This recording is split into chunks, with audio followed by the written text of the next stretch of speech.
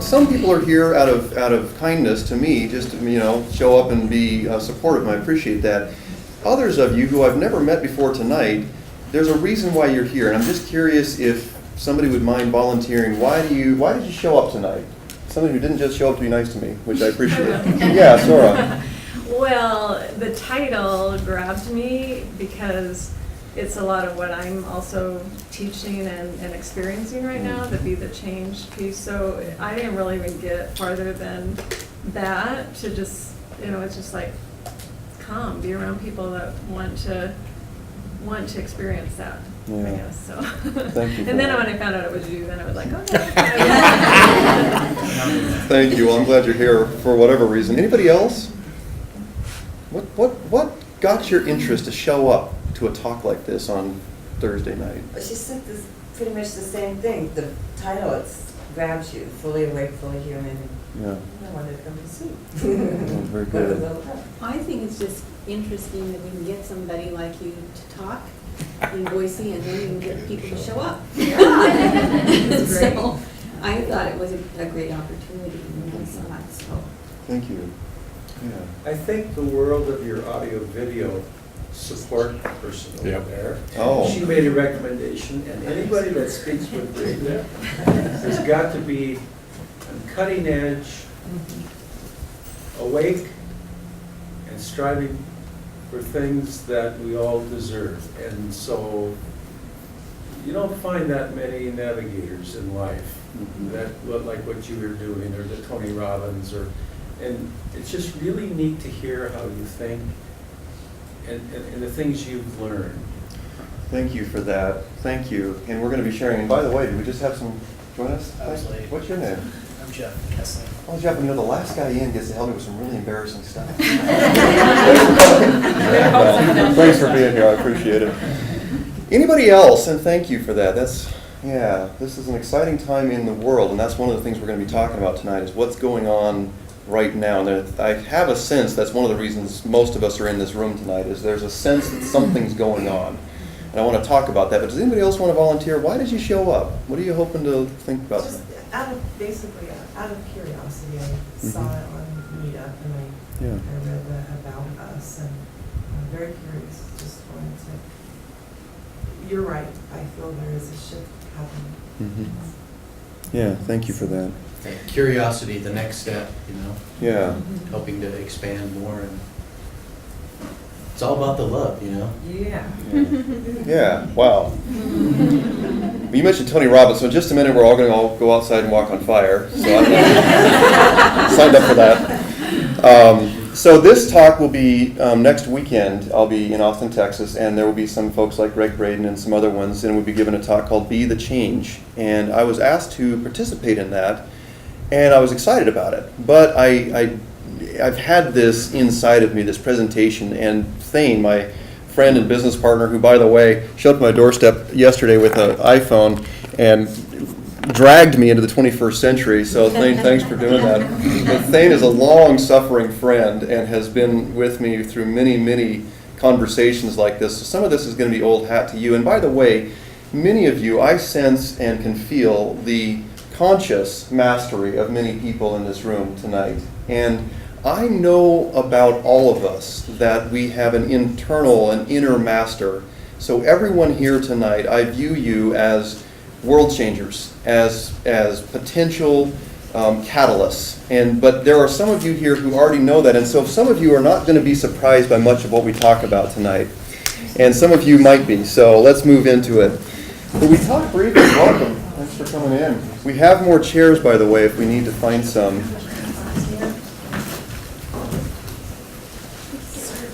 Are we doing okay with chairs?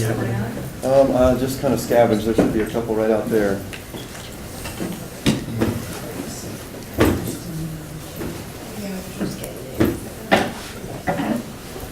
And somebody said it about the number of people showing up. To be quite honest, I'm stunned that we have this number of people here tonight. I've done many, many things in life, and I've tried to get groups of people together for various things. And just about a month ago, I was nudged to start this group called Awaken Alive in Boise on meetup.com. I had never tried it before. I'd never gone to a meetup group before. And I just got this nudge that said, go find people in Boise, Idaho, and I didn't know where to find them. I just moved back home here from Texas. I was gone for a few years. Started this meetup group, and out of the woodwork have come all of you beautiful people, and I'm just so grateful. I can't believe what's happening. So the fact is, if you see the world through different eyes tonight, and I think many of you do, you're not alone. And isn't that good news? Yes. And now we're finding each other. And that's part of what we're talking about tonight, is bringing together people who have a perspective that has not been normal for a long time. And can we all just say, hallelujah? Hallelujah. Hallelujah. I won't be asking for very many amens. Thank you, Andrew. On a scale of 1 to 10, how many of you, let me see if I can ask the question clearly. So on a scale of 1 to 10, 10 being out of control, ridiculous, and 1 being there's no problem, where would you say the overall sense of the world is right now in terms of feeling certain, feeling good, feeling confident, feeling like, hey, we know what's around the corner? Anybody want to scale of 1 to 10? 10's like chaos, and 1's everything's perfectly fine and easy. 8. 8. I think 8. 8? Yeah.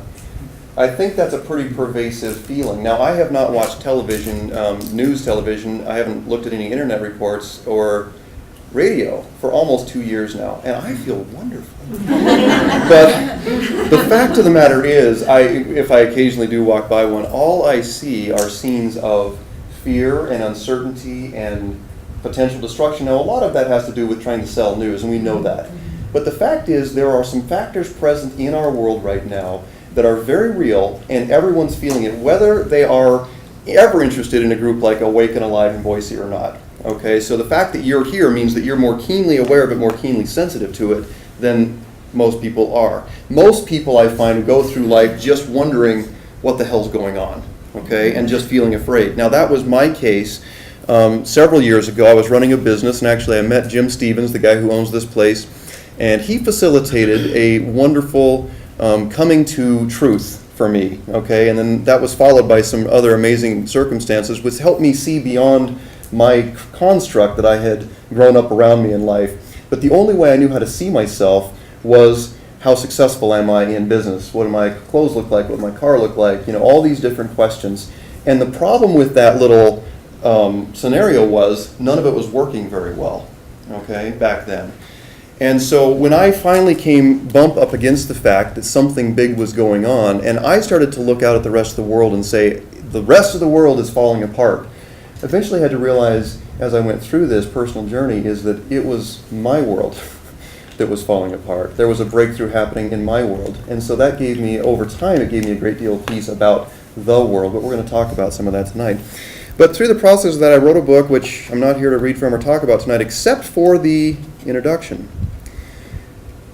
There are times on earth when extraordinary consciousness invades everyday life.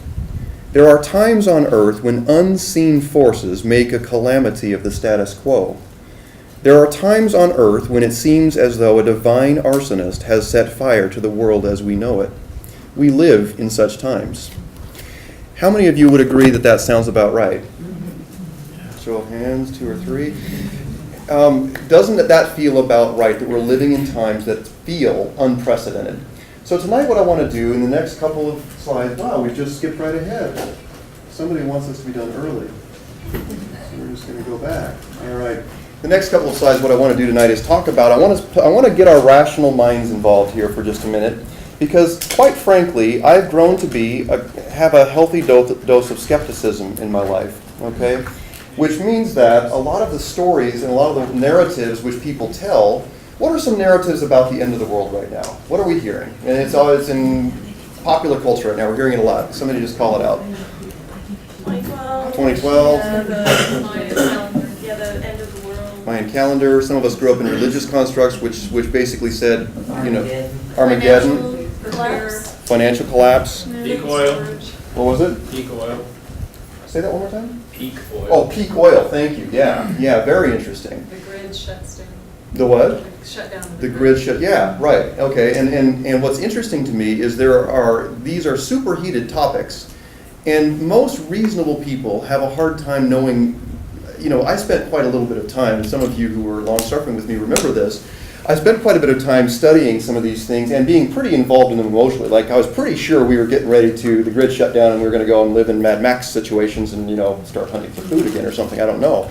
But that was pretty intense for a long time. What I discovered as I went down all those rabbit trails was that there was a certain element of truth in all of it. It must be, because I kept finding, yeah, this seems to be verifiable. Hello, welcome. I think we have another chair over here, yeah.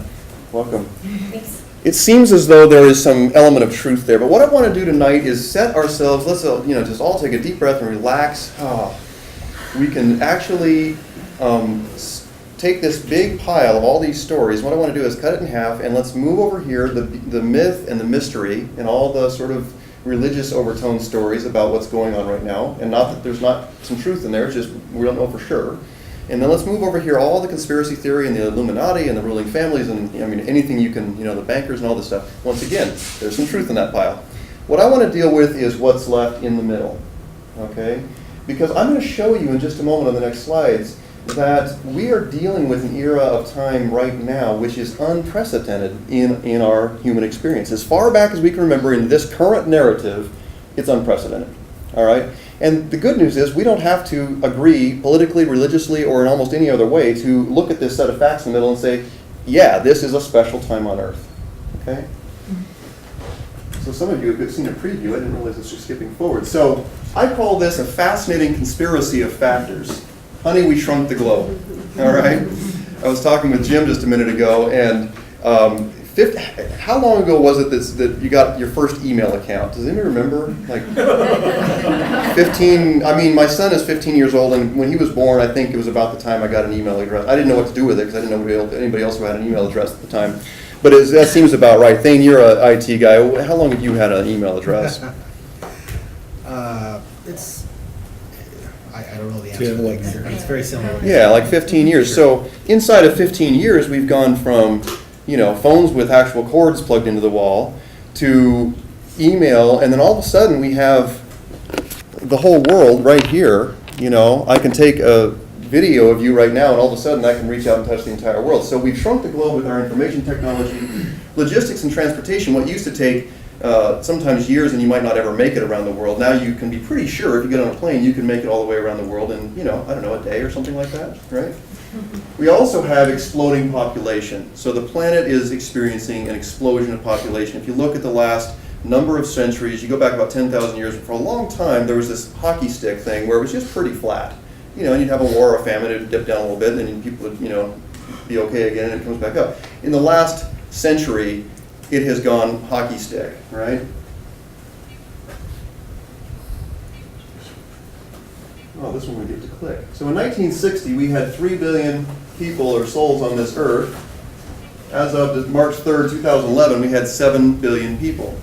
Now, I'm not here to say we're running out of space, but I'm just saying it's a lot more human beings, right? Interesting thing about the internet. September 2000, we had worldwide 360 million users. 11 years later, we have 2.2 billion users, and I don't know what the rate is, but it's being added at an astounding rate every single month, right? So what does that mean? Oh, by the way, I meant to offer this to you. Each of you was given, when you came in, whether you knew it or not, an invisible so what button. I invite you to use it frequently tonight. So what? Not so what, like I don't care, but because of this information, hit the so what button. What does that mean? What does this mean to me, right? So what?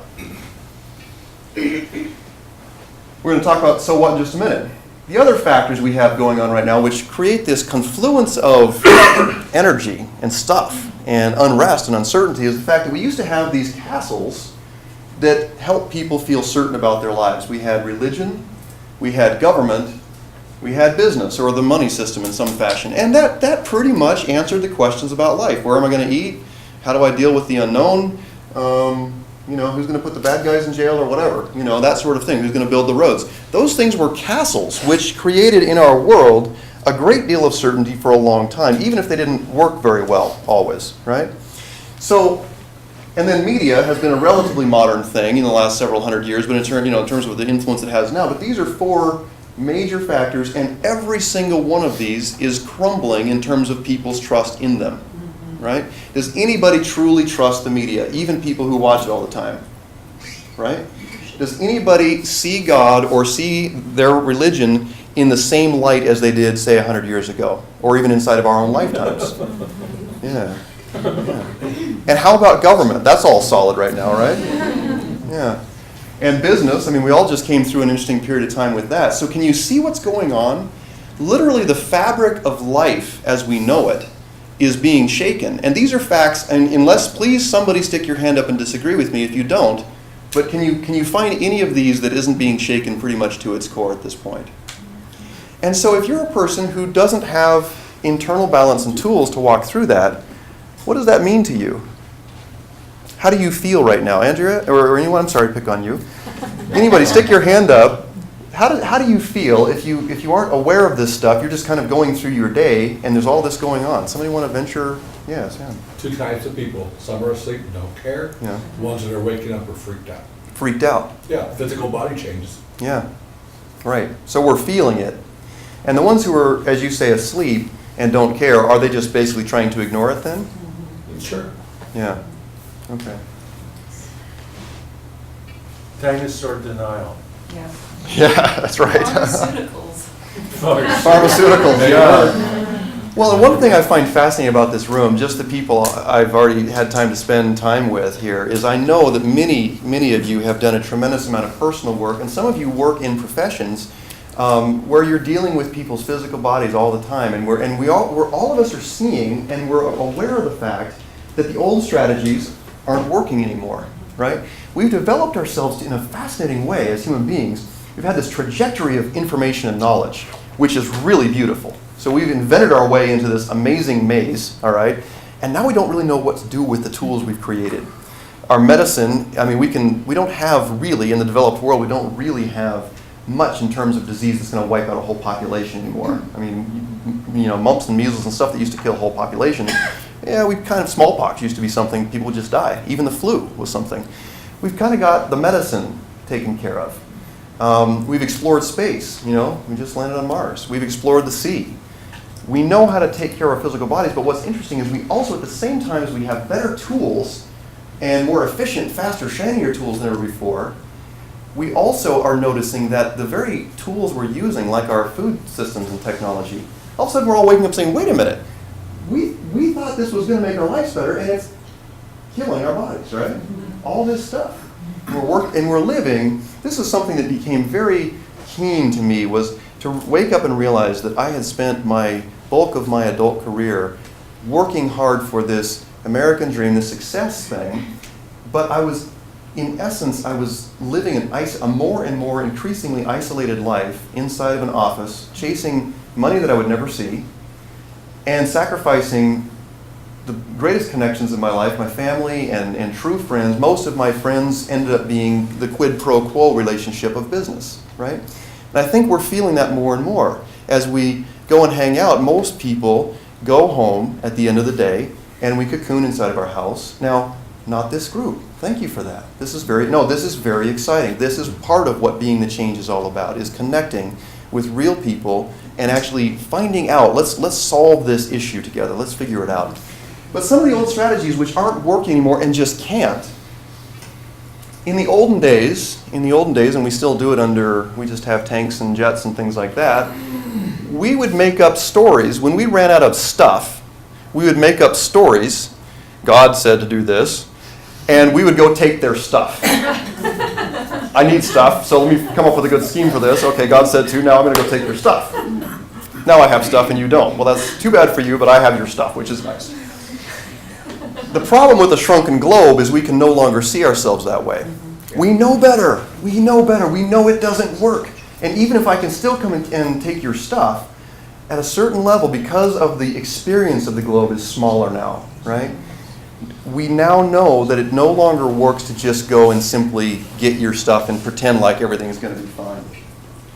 We can't operate anymore. We're proving it. Guys, this isn't a matter of opinion. We're proving it to ourselves. We can't operate in a win-lose environment in the globe anymore, right? And again, regardless of political opinion or anything else, the fact of the matter is we know that when somebody spends $1 in the United States, it affects people in China. When the Greeks rise or fall, it affects our stock market, our financial systems, and everything else. So we're talking about, are these facts we can all agree upon? Nothing too weird or mystical. That's going to come later. It's going to get real weird and mystical in a minute. But for the moment, are we all together on this? Right? So we cannot operate, we can't afford to operate win-lose in our global community anymore. It just doesn't work. We can't see ourselves as separate tribes. Now, this is interesting because it goes really deep. It goes into the core of our self-concept. I'm a American, I'm a whatever it is, right? And historically, as we watched the growth from tribes into villages, into cities, and then nation states, and eventually superpowers and things like that, we kind of hung on to some really old sort of vestigial ideas and patterns there, which really weren't working ever. But as long as there was enough space between us, we could pretend, Alethea, you're part of that tribe, and you guys do a bone this way through your nose, and we do it this way through our ear, and good God, we just need to kill you, really. But nowadays, we're starting to. I think we are starting to observe that it simply doesn't work to pretend like, you might have a different color than me, or you might have different customs. But the fact is, I think more and more we're starting to see it's becoming obvious that we're not separate. All right, we're not separate. Now, does anyone have and feel free. This is a very honest space here tonight. Feel free to disagree with me, and once again, hit the so what button. Does anybody feel resistance when we talk about that in this group? When we say, we're kind of all one tribe. Does that feel pretty easy here? I imagine in this group it wouldn't be too bad. If you go out on the street and have this conversation, a lot of people, so why? Why is that? I'm thinking that there's kind of like Sam was saying, two kinds of people.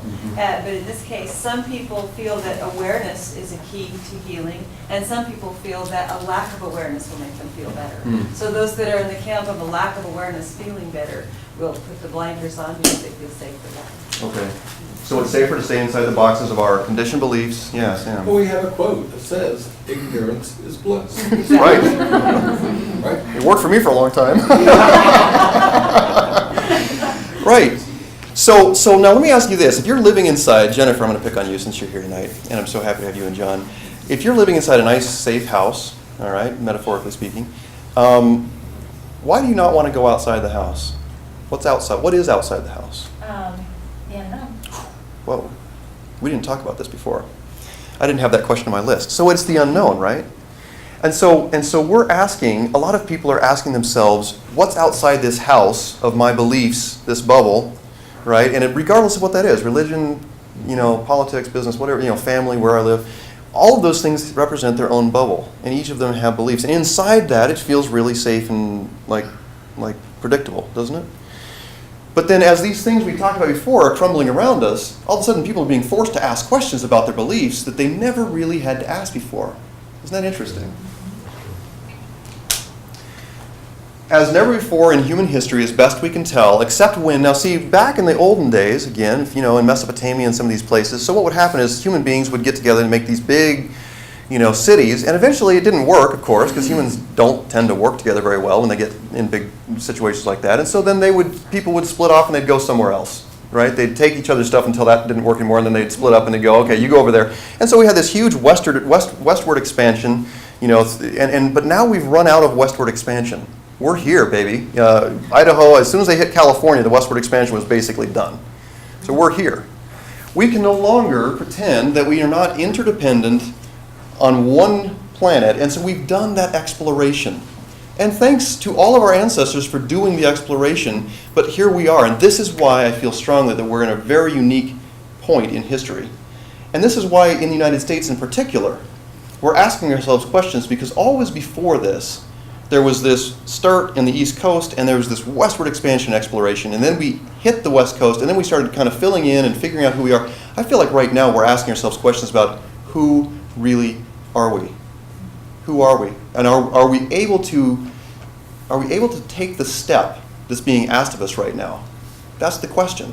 And to me, that's the ultimate so what question about all of this stuff. Guys, we can read the most beautiful books, and I'm sure many of you do, Evolutionary Enlightenment, which is fantastic. To me, the ultimate question, the ultimate so what button is, because of this information, what does that do in our world right now? I don't want to hear any more about esoteric stuff and all that. I mean, it's beautiful. I love it, right? I do. But I don't want to hear much more about it until we can somehow figure out a way to embody it and bring it right down here. Because other than that, it's just more entertainment. It's lovely. but we can go to the movie for that, right? But we've been, that came to us. Guthrie tried to get the seed going. Mm-hmm. And then Dylan come along and tried to amplify what Guthrie tried to say, well, America, wake up. Mm-hmm. And then, of course, during Vietnam, the Berkeley Barb, and then they all went to sleep again Yeah. on exactly what you're talking about. Yeah. And so the question is, if there's a collective awakening, which there is, Mm-hmm. how are we going to amplify it and replicate it so that the meme doesn't die? Yeah. I think it's a very valid It's question. time. Yeah, it's time. There's people like you and me that have gray hairs, and then we have young people, they're all awakening together. John, yeah. My experience coming through that was not that ignorance was bliss, but when the questions get bigger than the answers, what's on the other side is terror. Yeah. It's not an issue of opinion or belief. It's like, oh my God, who will I be if I was wrong? Right. And so a lot of the discussion is of who's right, who's wrong, who has this spirit experience, who has not experienced, but really when I questioned my beliefs, I realized that my religion was a scaffold around my soul, and without it I would fall. And I didn't know it consciously, but I knew it by the terror when I started to ask the forbidden questions. That's right. That's right. And so, because it's an identity issue, it's a survival issue. And so, I haven't experienced it as something that actually can be dialogued about. Mm-hmm. It's actually a life or death. It's a very primal, instinctive thing. So, it doesn't die, it just, people have to shut it down because inside, something would die inside and the personality would collapse. So to me, it's more not so much ignorance as bliss as, Yeah. oh my God, what else? The unknown. Well, I'll and if go to hell if I ask the wrong question. I'll go to hell if I ask the wrong question. Yes, or the equivalent of hell, whatever that is, right? Right. So in business, the equivalent of hell is failure, right? So if I ask the wrong question or step outside the line, then I'm going to go to hell or fail, Yeah. right? Fall apart. So one thing I wanted to express earlier was I was deeply challenged going through the crumbling of the identity. I'm glad you brought that word up, John. The crumbling of the identity, which I dearly hope that no one here has to experience it at that level. And I'm sure some of you have, right? But when you question your very self-concept, who am I? Who am I? That's the biggest possible question we can ask. And frankly, I've come to call that the shadow wolf because that is the question which dogs us all of our life, whether we ever see it or not. But we do our very best to stay ahead of that question. And I was very good at staying ahead of that question. And I'm grateful that I was eventually chased into a psychological, emotional, spiritual box canyon, if you will. And of course, stuff around me as well. I just couldn't run anymore. And I had to turn around and face the question, who am I? Who am I, right? So thank you for that. Excellent.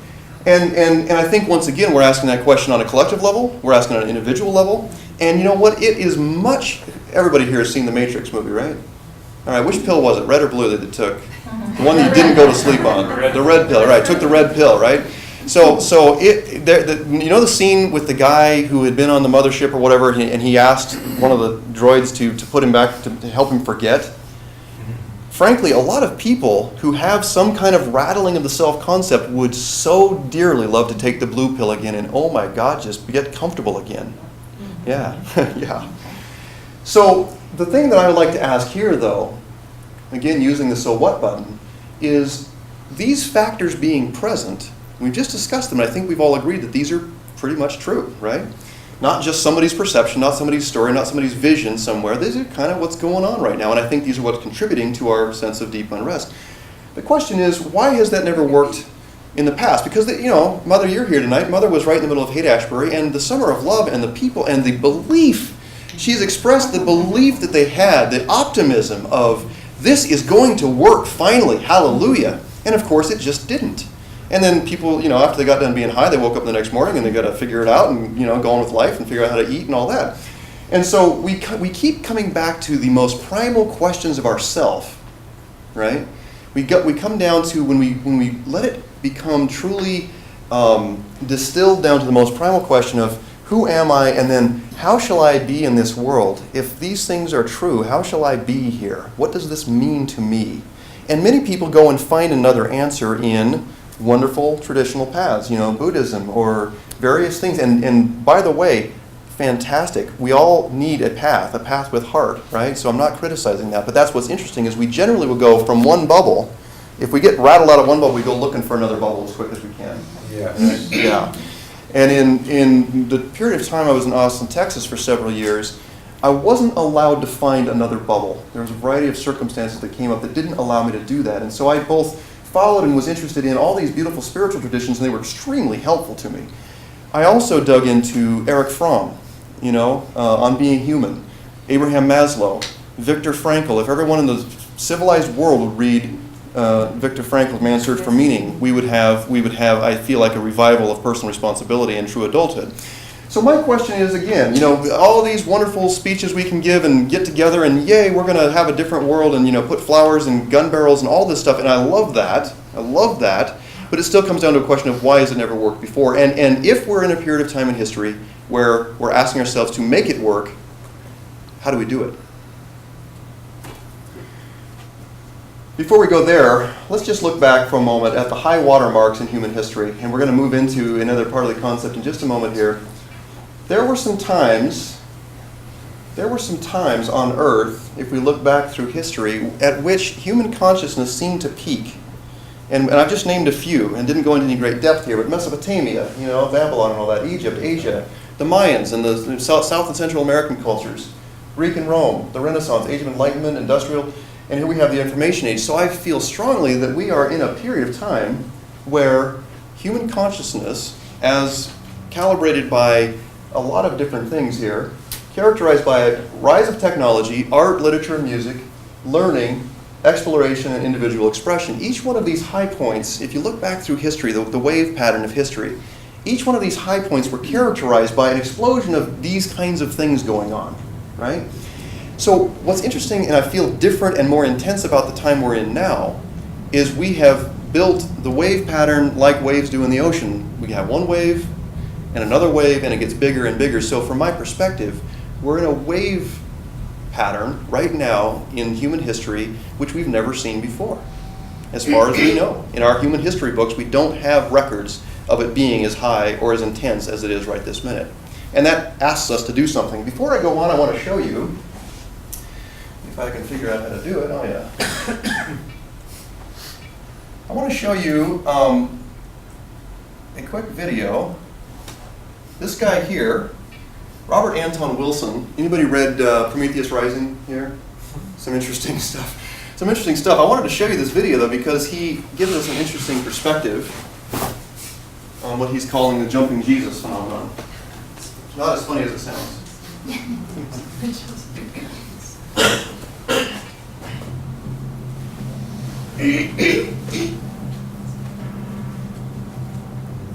Technology is evolving faster and faster. When you consider that today, more scientists are doing research than in all of history combined, and using superior instruments and communication tools. New technologies like biogenetics, artificial intelligence, implants, and nanotechnology have advanced vastly in the past few decades. These various technologies seem now to be converging towards one goal: to overcome human limits and to create new, higher forms of life, to create something transhuman. Robert Anton Wilson has been calculating this acceleration of knowledge. He calls it the jumping Jesus phenomenon. The jumping Jesus phenomenon is my name for the acceleration of information throughout history. I first heard of that from Alfred Korzymski, a Polish mathematician who invented a scientific discipline called general semantics. And Korzymski noted that information was doubling faster and faster every generation. And he said we got to be prepared for more and more change. We got to train ourselves to be less dogmatic and more flexible so we can deal with change. He took the unit at 1 AD as his basic unit to calculate how long it took for the information available to human beings to double, and it took 1,500 years. which brought us up to the time when Leonardo da Vinci was in his 40s and the Renaissance was at its height. I decided to call this unit a Jesus. So in 1 AD we had one Jesus, in 1500 we had two Jesus. The next doubling only took 250 years. You can see the acceleration factor. And by 1750 we had four Jesus. The next doubling took 150 years, and by 1900 we had 8 Jesus. The next doubling only took 50 years, and by 1950 we had 16 Jesus. By 1960, in only 10 years, we had 32 Jesus. By 1967 we had 64 Jesus. And by 1973, 128 Jesus. And the latest estimate I've seen by Dr. Jacques Vallée, a computer scientist, is that knowledge is doubling every year. But I heard that, about 5-6 years ago. I saw something on the net recently. Somebody estimated it's doubling about twice a year now.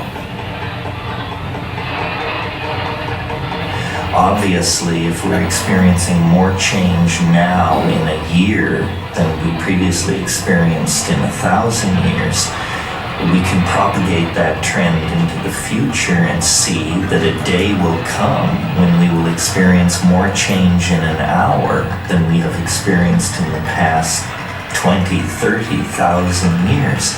A situation like that is unimaginable, so we call it a singularity, a place where the normal rules of modeling break down. Modern religions have anticipated the singularity by calling it the eschaton, or the end of time. Technological communities have anticipated the singularity by thinking in terms of artificial intelligences or something like that. In whatever form it takes, we seem to be on the cusp of a dramatic evolutionary leap into a deeper order of complexity than biology or biology plus culture has been able to provide. We're on the brink of something truly awesome and unknown.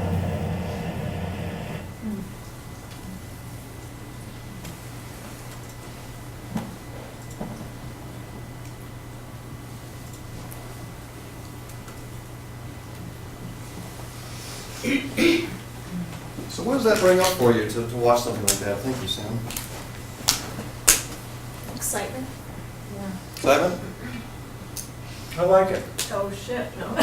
Yeah, oh shit, that's great. Yeah, who said that? Oh, shit. Okay, you're my oh shit lady for the rest of the night. Thank you, Sora. Yeah, so that's interesting though, isn't it? That's interesting. I don't present that as absolute truth, but I thought that his analysis of the acceleration of the jumping Jesus thing, that unit of measurement, I thought that was a pretty fascinating way to express it. And don't you think that that does a pretty nice job of showing us why we're feeling so much intensity right now?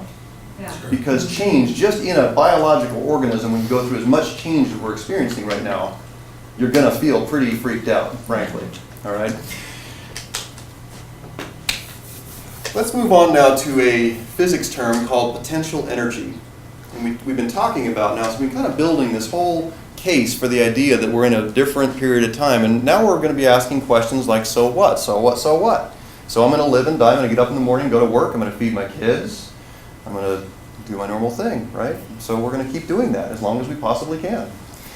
But I feel strongly that we have come into a period of time where individuals, you and me, right here in this room, we are being called to understand ourselves as something different than we've been understanding before.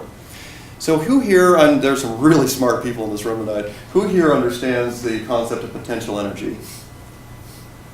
Wow, there's a few people I don't believe who raised their hands. I wasn't looking at you, brother. No, so potential energy, there are some of you here who can articulate this much better than I, but potential energy just basically states that it is stored energy based upon a body's position in a force field. All right, so to make this practical, if you are a skier, all right, and you climb up a hill, as you climb up, you move your kinetic energy to gain altitude, which then now you have potential energy. When you're at the bottom of the hill, you have low or no potential energy because there's nowhere you can fall or move very much, okay? When you get to the top of a peak, though, all of a sudden, you, whether you know it or not, have a lot of potential energy. So let's just say that this morning, you woke up, Andrew, and somehow beyond your power to deny it, it was proven to you that I have enormous potential I didn't know about before. How would that inform your life? What would you do with that? How would you feel about it? Even a greater question. It would change everything. It would, wouldn't it? It would change everything. But we don't necessarily, we're not awake to that, are we? We think we're just humans, just kind of showing up doing the human thing. That's how, but we're all going, God, but something feels really strange, right? From my perspective, the factors we've talked about so far tonight and this factor itself help explain why the strangeness and why we're having this explosion of knowledge and art and literature and all this stuff, and it's actually moving so fast that at times it feels like we're on a runaway train, doesn't it? I mean, like, where are we outrunning our headlights was the question I used to ask quite a bit. Yeah. So the question, when a body or a molecule or whatever at the top of a hill, the question then becomes, what's next? What happens next here, right? Well, what happens next is everything goes in cycles and waves, so we're going to have the experience of going down the hill. Like a skier, when he gets to the top of the hill, doesn't get to just stay there. Eventually, he's got to go down the hill. But so what determines whether he turns that into chaos and injury or has a really enjoyable ride? Anybody want to venture a guess? Control. State of mind. Intention. Yeah, skill, right. Good snow, exactly. Right, good skis, good snow. Right, so there's some factors that are involved there, right? But the fact is, if that skier doesn't know what he's doing, doesn't know who he is, doesn't have a sense of proprioception, he's not going to navigate that change very gracefully. Is he? I'm using he because all the she's in the room would do just fine, I'm sure.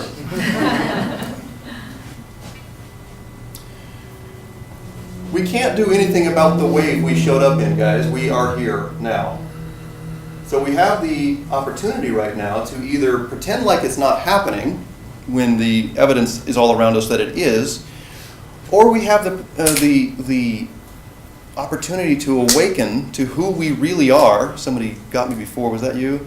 Who we really are. Ask the questions, who are we really? Find out what this potential energy thing means, because when you're at the top of this wave, you have the power to do more, you exert more energy, more force, more influence than you ever had before. So everyone here in this room tonight has much more potential just because of your position in the vast sea of humanity right now. Most of us are asleep to that potential.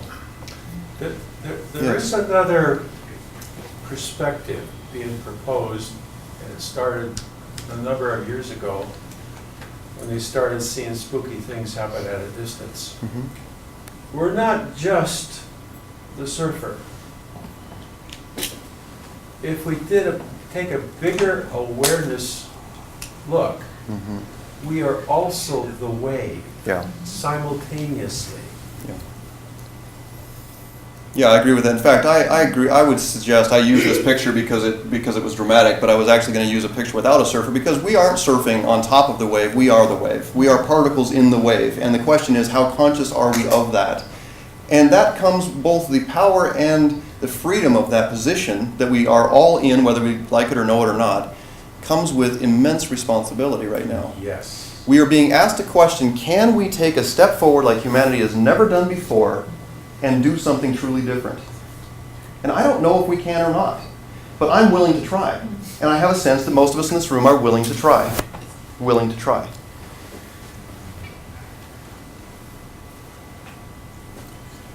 From all the work I did, and I spent a lot of time wrestling with a lot of very difficult problems. In fact, since it happened today, I'll share this with you, that today is the 2nd anniversary of my father's passing. And he was an amazing human being, intensely intellectual, and struggled with many of these questions all of his life. Didn't know what was going to happen and was really quite worried about it. I was always much more cut out after my mother's cloth, which was extremely intelligent and charming, of course, but not nearly as concerned with those things. it was interesting to me, about the time my father passed, it almost felt like he passed his, I didn't know he was going to pass, but all of a sudden I just started being worried about this stuff and actually digging into it more than I ever had been interested to in my life before. And so I really did a tremendous amount of deep work and reading and digging and what's going to happen, and some of those authors I talked to you about before, to ask the question and answer it. Is it possible, because I was really thinking we were facing this big, meltdown apocalypse type thing. So is it possible? What can I possibly do in the face of overwhelming? How do you feel when there is a massive change coming on and you yourself cannot do much about it? How do you feel? What are some feelings? Helpless, powerless. Depressed? Do you ever feel like just what's the use? Yeah, what's the use? Yeah. And so I really experienced that, and I kept asking myself, but we are creatures of such amazing fabrication on this planet. There must be something we can do. But I knew that as myself, this little cell in the great wave, this great wave of humanity, I couldn't go out. I'd watched other people start these great campaigns to go out and change the world, and usually they end up either getting killed themselves or hurting a lot of people along the way. Start a big campaign and it sounds good, and then they end up killing a lot of people in the name of doing good things. Isn't that neat? So what came to me eventually through this process was the greatest gift, the greatest possible gift I can give the world is to awaken to who I really am, and then take that gift of that awareness out into the world and walk in love, truly walk in love. In fact, that's the only thing I can really do about the world, right? So that changed my perspective of myself. It also changed my perspective of the world. Why don't we open these doors? I'm feeling like there's a little bit of heat coming in here. Kelly, would you mind grabbing that door right there? It's that energy field you're talking about. Right. Yeah, we got a lot going on here. Yeah, right. Thank you. So to me, that answers one of the so what questions. So what? So what can I do about it? So what is my responsibility? So what? Now that sounds fluffy, by the way. I want to say that. It sounds super fluffy. Do you mean what you just said? Yeah, that right there. Doesn't? I've had people come and say, yeah, that's nice, sounds like more hippie talk. I'm like, well, it is hippie talk. What are you going to do? Of course. But, okay, so Alethea, it doesn't to you, why not? Because it is the absolute most powerful thing. I have tethered myself to that love, and I have survived unbelievable bad choices because I thought, no, I'm going to choose to walk in love. Yeah. It's a powerful thing. It's not fluffy at all. It's the most honest. To do this requires the most courageous honesty and liberation and facing fear. Yeah, Sorrel. Well, to walk in love, capital L, is different than walking in love to me, because the capital L is truth. Yes. And it doesn't necessarily look sweet and fluffy. It is, like when you said it is, now taking care of business, yes. And showing up. So. Yes, if we truly wake up to who we really are, and we're going to now, in just a moment here, we're going to move from this psychological, intellectual exercise we've been doing here, where I wanted to lay the ground root. There was a story of an old guru or monk or somebody, one of those guys, and he was sitting there, and he had a monkey sitting on his shoulder, and the monkey kept plucking in his ear and doing all this stuff, and he said, "Monkey, go run up and down that pole." And the monkey went and ran up and down the pole and came back and started plucking his ear, and he was trying to meditate. The monkey's plucking at his, and he said, "Monkey, go up and down the pole. You can't run up and down the pole 5 times." The monkey did it, and he came back. Eventually, he said, "Monkey, I want you to keep running up and down the pole until I tell you to quit." So the monkey goes over there and does it, and he sits there and meditates, and it's wonderful. And a young student came and asked him, "Why did you do that?" He said, "Well, I just had to give him something to do." And so what we've done in the first part of this presentation tonight is we've given our rational mind something to do. All right? In just a moment, we're going to move into an exercise where we're going to ask some questions about the deeper part of ourselves. Okay? We're going to ask ourselves, what does it mean? In just a moment, we're going to go there. What does it mean, this whole who really am I question? All right? But let's move on just for a moment here. So one of the great experiences of my life was to no longer see myself as this guy, this little Jacob container who is talking to you tonight, okay?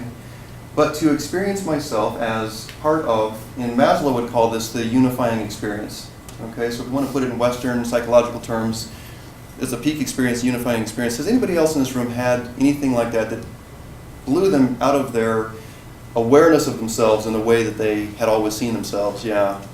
Anybody else? Yeah, so we had quite a bit of experience. That's why we're here tonight, guys. We don't see ourselves that way anymore. Now, sometimes it can be very confusing, can't it? Kathy, it can be very confusing to come back to the world and try to walk then and say, well, before I kind of knew what to do here, and now I don't know really how to walk anymore. It's kind of different, isn't it? So what's interesting about this, though, is that this right here, the reason why the world has remained in these cycles of peaks and then tremendous destruction and pain afterward, the reason why utopia never has worked is because on an intellectual level we can come up with some really cool and very elegant strategies and solutions for the problems of the world. And guys have tried that. Karl Marx tried it, and many people have tried it, and some of those things are really pretty good on paper. The problem is we then end up always dealing with human beings who only see themselves as separate from each other and separate from all that is, or God, or however you want to say that, right?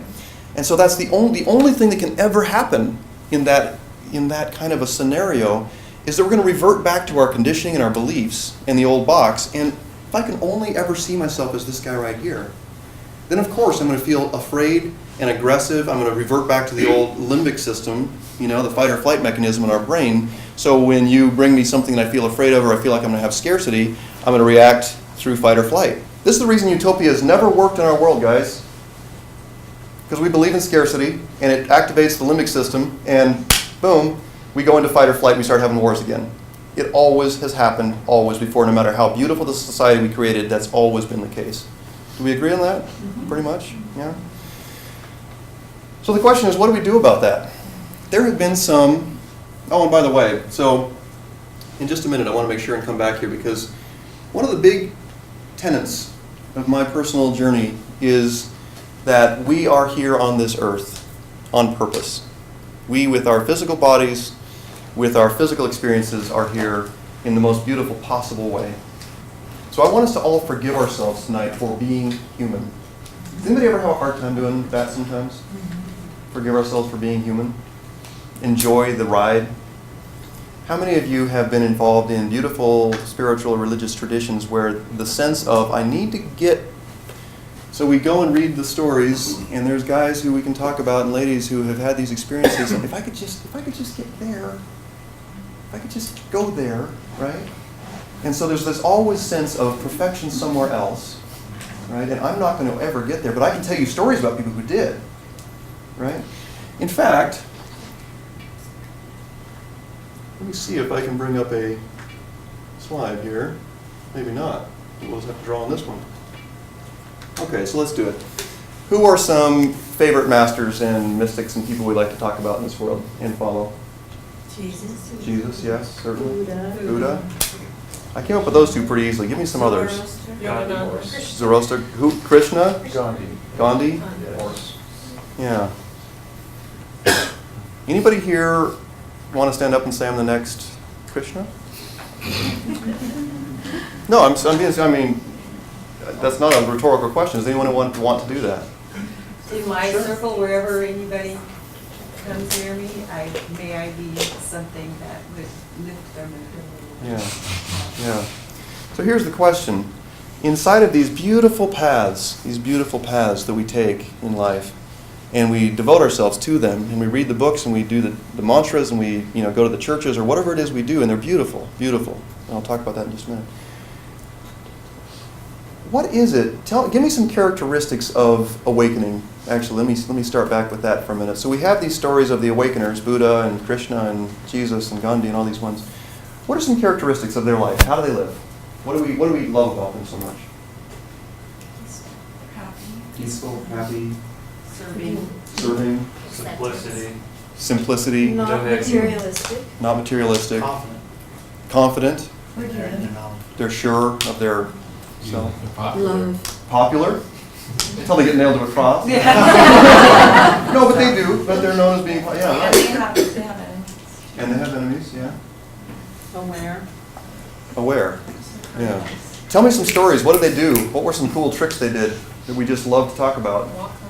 Walk on water. Water into wine. What are some other ones? Feed 5,000. Those were all about Jesus. I know there were some amazing miracle stories from the Eastern traditions as well, right? So my question to you is, What if those guys, what if those masters never said, I'm the only one? What if? What if they were the awakened, I'm sure you've all heard the story of the 100th monkey, how that works, what if the story they were actually telling, which got distorted afterwards, was, you have this in you too? What if? I don't know. Greater things will you do, take up your cross and follow me. Those are all biblical. And also entanglement. Whenever you become something, you bring everybody else along with you. So why are we so afraid to listen to what they actually said? I don't know. Why? Why are we so afraid? Because they actually said some things that are pretty freaky. Number one, Mm-hmm. they both said it. One was through the eye of the needle, and the other one just said total unattachment. Mm-hmm. Mm-hmm. Non-attachment. Put the girl down on the other side of the river. Let it go. Yeah. One side of the coin is happiness because I own this. The other side, well, when it's gone, now it's tragedy. Mhm. Get rid of the. Don't identify with the coin. So we don't really want, we don't think we want to go there, right? Absolutely.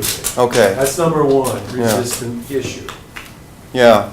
So we think it would be neat to be peaceful all the time, and maybe to make, I'd love to turn this into wine right now, actually. We think that would be neat, but we don't really want to necessarily take on the consciousness that sees ourselves as something more than this right here, do we? Do we? We do. Our ego doesn't want to let go of itself. Yeah. Yeah. It's also a lot of big responsibility, too. Enormous responsibility. Yeah. Yes. We're taught from the time that we're little that that's not what we can be on this earth life, that we're supposed to be down here, and we're following the leaders who are up here. Yeah. I was told that was Satan's We're life. supposed to be able to Yes. work towards that, but it won't be in this lifetime. Yeah. Yeah. And we're taught that from the time we're very little. So let me propose something to you right now.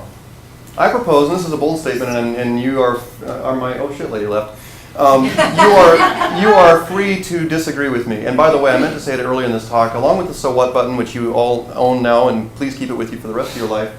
I want you to intentionally not believe anything I say tonight. All right? Even though it might be framed up on a PowerPoint presentation, don't believe any of it. And most of you here are on your own journey and you're already doing this sort of thing, so I don't have to remind you of this. But this is not about, this is some sort of dogma, right? This is a journey, and it's meant to be put to inquiry, right? So the next thing, and I wanted to qualify the next thing I'm going to say with that, just so we can kind of, keep it real here tonight. But I firmly believe, am convinced that the time on earth in which we are living right now, and the potential energy and the peak of the wave and all these different things we've been talking about, is calling as many who will listen to awaken to that level. That, I believe, is I am convinced of, in fact, I like to eliminate the word believe from my vocabulary as often as possible, unless I can experience it. I don't like to have it in my belief backpack. But unless we're willing to take the step ourselves, and in just a moment we're going to do a little group visualization on this together, unless we're willing to take the step ourselves, we're always going to be pushing the rock up the hill. Humanity will always do this, and it will always roll down on top of ourselves. It will always will. It's just the law of physics and gravity and stuff like that.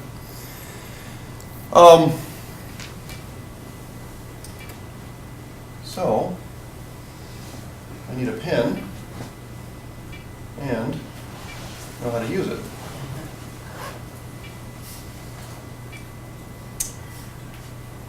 I want to tell you briefly about the mud and the lotus. Anybody heard "no mud, no lotus" quote? Thich Nhat Hanh.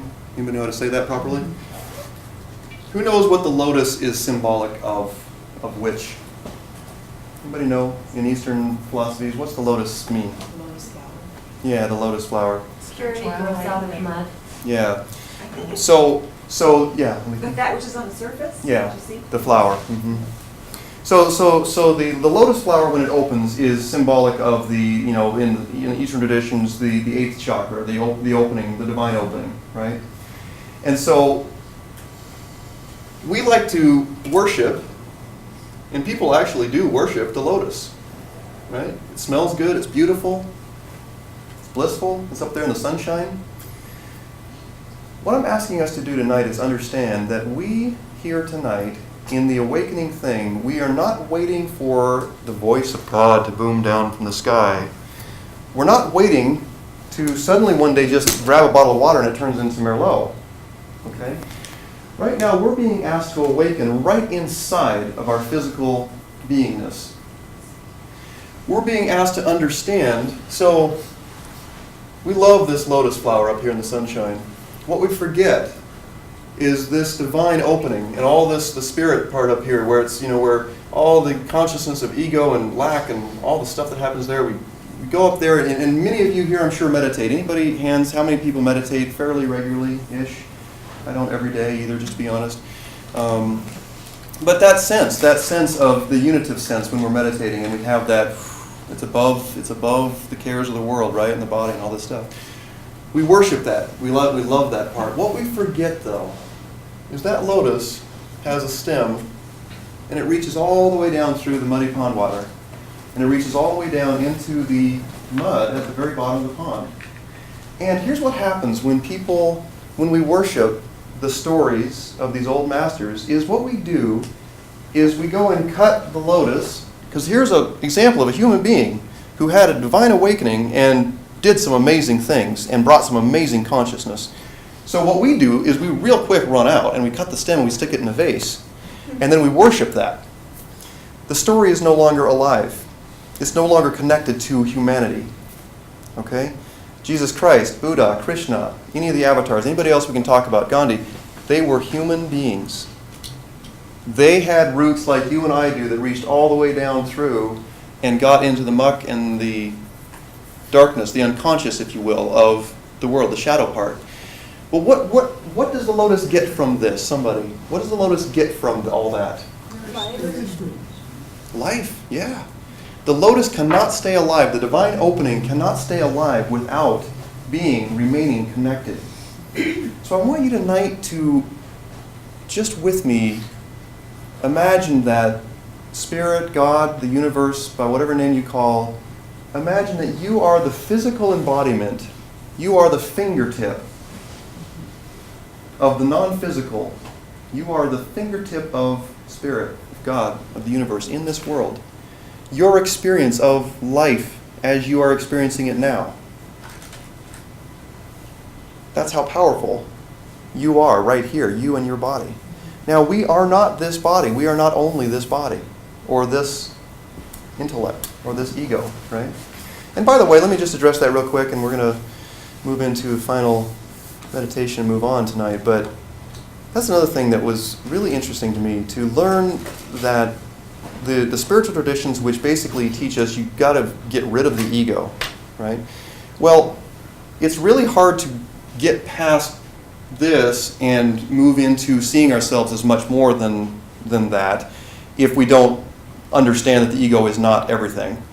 But to say that we need to get rid of and no longer have an ego is like saying we shouldn't have a car, some vehicle through this world. So when I say ego, I'm talking about your body, your mind, the personality, the kind of the DNA windings that you showed up in, your ancestry, and all the conditions of your life, whether you knew about it or not, you showed up with this stuff. That's our vehicle in this world. It's our vehicle for the awakening, right?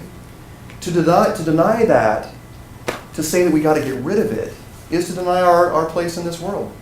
Okay, and I hope that gives us some forgiveness of our humanity tonight. To understand that this part of ourselves, which is sitting here, and this part of myself, which is speaking to you tonight, this is the only way we're going to get through this world. If we weren't supposed to be here now, we just wouldn't.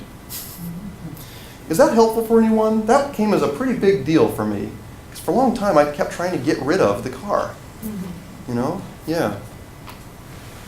If everything is energy, Mm-hmm. and it all came from divine energy, Mm-hmm. then we're looking at the dominoes, the various frequencies of energy that all come from the ultimate energy of divine love. If that's true, then everything is of love. And that is exactly the way the observer and the observed is. And if that's so, then so is every one of those beliefs in our ego's library. And if that is true, then our job as kindergarten teachers is to potty train our beliefs in our ego's library and put them to the library of our soul. Yeah. And maybe the thing like Eckhart Tolle is trying to tell us, he's close, but he's so far away. Our hidden beliefs that are the shadows or the collective consciousness or the Jungian stuff, maybe those beliefs have been denied a coach and a cheerleader and love from their parents and are still dying to be awoken if we become their parent. Yeah, right. And maybe everything is divine except our judgment. I don't know how it could not be if we have a concept of everything, all that is. You know, I was taught as a child that God is omnipotent and omnipresent and omniscient, knows everything, everywhere. So then it came to me eventually, okay, well, if that's true, then where is God not? Well, we believed he wasn't in the bad stuff, but that didn't quite work, because then suddenly there's a limit on this thing we call God, right? So it just didn't work for me after a while. So I would like to now ask us to, everybody here comfortable closing your eyes? Okay. Let's take a nice deep breath together.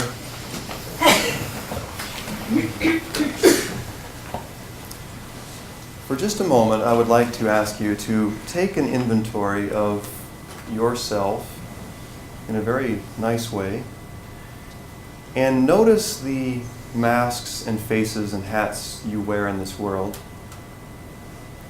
I'd like you to notice the different labels on those. So things like, I'm a father, or I'm a sister, or I'm an employee, I'm an American, I'm a Christian or an atheist. All these different labels.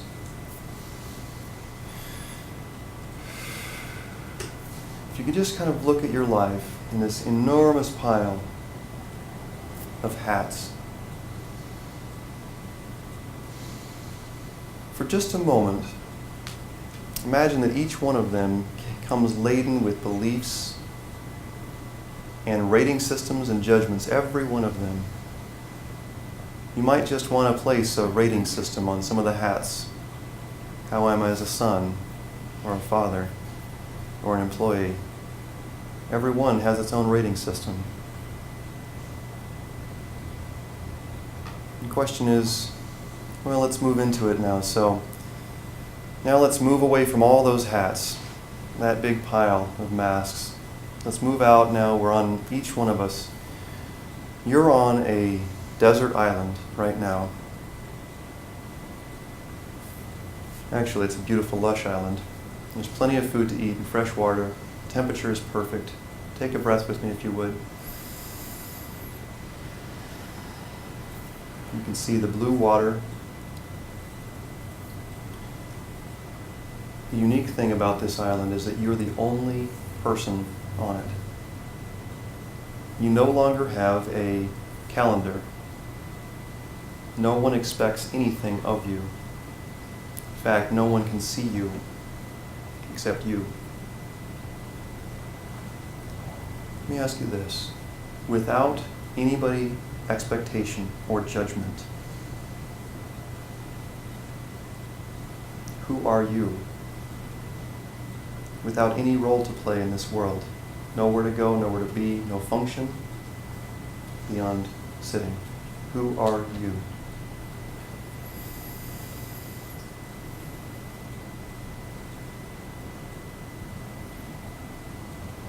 Take a moment, especially if you've never done this before, and give that you, who you're now sitting with, a rating.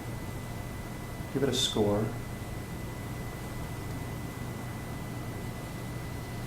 If you have that number, scale of 1 to 10, I'm here to tell you that if you gave yourself anything less than a full 10, then you're still seeing yourself through the glasses of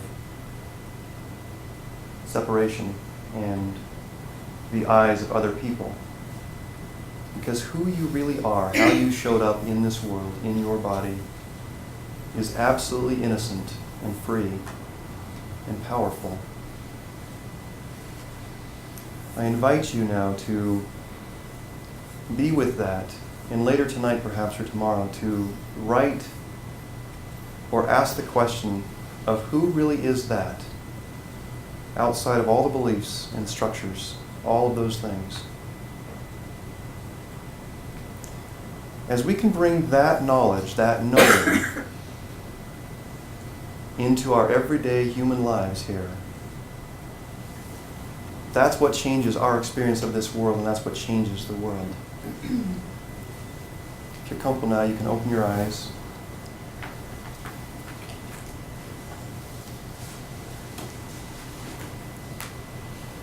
Did anyone get a glimpse, perhaps, of the self which is inside in a way that they never had before? I know many of us have done this before, so this isn't new to a lot, but did anyone get challenged or feel resistance when we were sitting there without any question of other people judging us or asking us to do something? Anyone experience that? Some resistance? I didn't really have resistance, but what I experienced was, what would I do with my time? If it wasn't dictated to me, what was expected. You know, I was like, what would I do? Yeah. Yeah. Yeah. Yeah, I found myself looking around the island for stuff to do. Yeah. Yeah. Food. Yeah. Well, as an exercise, it's powerful because it helps us ask the question of beyond this package, who is speaking right now? Who is looking through these eyes right now? Because everything I look at, all of us here, all of our bodies, all of our personalities, the structure we're sitting in right now, all of this is temporary. All of it. What isn't temporary is that which sees through my eyes. Somehow, that beingness which is here it's not temporary. We didn't start here and we don't end here. I don't have a bunch of dogma on either side of that because I can't know for sure. I know for sure where I am right now, tonight, right? So I want us to close our eyes one more time, and this is a bold one, so I understand if you don't feel like doing this. Together, let us create in our collective imaginations here. First, take a deep breath with me if you would. I want us to create a ring of fire right now. A ring of fire in our minds, and we're outside of it. And inside that fire, standing in there, is a group of the masters we talked about tonight. Jesus and Buddha, Lao Tzu and Krishna, different ones. And they're laughing and smiling and welcoming and inviting us. Come in here and join us. Come be with us. And we're standing right now, all of us around the circle, we're standing on this, outside of this ring of fire, and we're being asked to step through fears of, I'm not worthy. It can't happen in this lifetime. This isn't supposed to be the way it is. I'm too sinful. But they're beckoning to us right now and asking us to step across, to step through that fire and join them in the circle of mastery. They're asking us to. So will you take a breath with me and, in our mind's eye, step across that ring of fire and join the masters in the middle? Are you willing to do that with me now?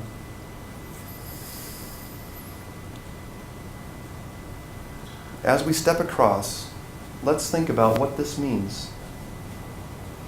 Let's say the words together. I am the light of the world. Can you say it with me? I am the light of the world. I am the light of the world. If you're comfortable, you can open your eyes now. And we just broke a bunch of rules by what we did, just inside our minds. Just broke a bunch of rules. And I know that's probably uncomfortable for some of us here to even imagine that. But I want to suggest to you and ask you to consider that when you leave here tonight, you can leave all this behind. You can leave it all back here. But if you've heard the call, internal call of, that's the call I'm being asked to do. That's my call, is to awaken now. It's my call to actually not follow in the footsteps of the masters, but actually live there. To be willing to be the lotus, to be the whole thing, to have the roots of myself down in the bottom of that pond of humanity and the unconscious, and pull up the unconscious and be the alchemical process. Our body is the stem. We are the stem, and we transmute that energy and those nutrients and all of the things and the times we feel angry and frustrated and depressed and we think we shouldn't. That's the unconscious. And we pull that up and we allow that to continue opening in the divine opening, right, in our lives. From my perspective, this is the change we are being asked to make in this world right now. This. We don't have to conquer disease. We don't have to go and fight somebody. We don't have to figure out how to go to space better. This one right here is the hero's journey. It's the hero's journey. We're being asked to lay down old beliefs. We're being asked to lay down old unworthiness. All sorts of stories about these people who we just had in the middle of our circle there. Let me read you one last thing before we go, and I want to thank you so much for being with me tonight and for the conversation. I'm enriched by the conversation we've had tonight. This is a book called Pronoia, which is the antidote for paranoia. This is called This is a Perfect Moment. This is a perfect moment. It's a perfect moment for many reasons, but especially because you and I are waking up from our sleepwalking, thumb-sucking, dumb-clucking, you thought I was going to say a bad word, didn't you? Dumb-clucking collusion with the masters of illusion and destruction. Thanks to them, from whom the painful blessings flow, we are waking up. So everything is waking us up right now. Their wars and tortures, their crimes against nature, extinctions of species and brand new diseases. I hope you feel the joy in this. They're spying and lying in the name of the Father, sterilizing seeds and trademarking water. Yeah. Molestations of God, celebrations of shame, stealing our dreams and changing our names. Their cunning commercials and blood-sucking hustles, their endless rehearsals for the end of the world. Thanks to them, from whom the awful teachings flow, we are waking up. Thanks to them for that resistance. Their painful blessings are cracking open more and more gashes in the shrunken, crippled mass hallucination that is mistakenly called reality. And through the fractures, ripe eternity is flooding in. News of the soul's true home is pouring in. Our allies from the other side of the veil are swarming in, inspiring us to become smarter and wilder and trickier and kinder and trickier. We are waking up. As heaven and earth come together, as the dreamtime and daytime merge, we register the shockingly exhilarating fact that we are in charge of creating a brand new world. Not in some distant time or faraway place, but right here and right now. As we stand on this brink, as we dance on this verge, we can't let the ruling fools of the dying world sustain their curses. We have to rise up and fight their insane logic, defy, resist, and prevent their tragic magic, unleash our sacred rage and supercharge it. But overthrowing the living dead is not enough. Protesting the well-dressed monsters is not enough. We can't afford to be consumed with our anger. We can't be obsessed and possessed by their danger. Our mysterious bodies crave delight and fertility. Our boisterous imaginations demand fresh tastes of infinity. I'm allergic to dogma. I thrive on riddles. Any idea I believe, I reserve the right to disbelieve as well. But more than any other vision I've ever tested, Pronoia describes the way the world actually is. It's wetter than water, stronger than death, truer than the news. It smells like cedar smoke in the early spring rain, and if you close your eyes right now, you can feel it shimmering like the aurora borealis in your organs and muscles. Its song is your blood song. Some people argue that life is strife and suffering is normal. Others swear we're born sinful, and only heaven can provide us with the peace that passes understanding. But Pronoia says that being alive on the rough green and brown earth is the highest honor and privilege. It's an invitation to work wonders and perform miracles that aren't possible in any nirvana or promised afterlife. I'm not exaggerating or indulging in poetic metaphor when I tell you that we are already living in paradise. Visualize it if you dare. The sweet stuff that quenches all of our longings is not in some faraway time and place. It's right here and right now. Poet Elizabeth Barrett Browning knew the truth. Earth's crammed with heaven. You're alive because of love. You're made of love. So I want to thank you for being here with me tonight. Thank you for considering all of these things with me. And I ask you to go forward from here with the inquiry. Lay aside all that doesn't work with you, but go with the inquiry. Live in the question, how can I be the change? How can I step into that master's circle?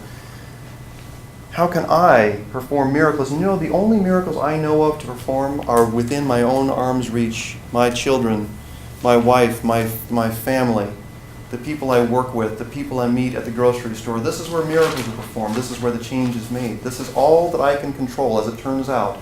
And I had vast visions of my powers to control the world. Yes, Jennifer? So I ask us all tonight as we go forward, once again, to not build grand schemes and dreams and walking on water, but to perform miracles right here and right now. How about laying down old beliefs that no longer serve us, the ones that require the deepest honesty of us, the ones that are the hardest for us to let go of? If they no longer serve, can we take those out of our belief backpack? Can we move into a new way of being in this world? Can we do that? I don't know, can we? Yes. Are we all willing to try?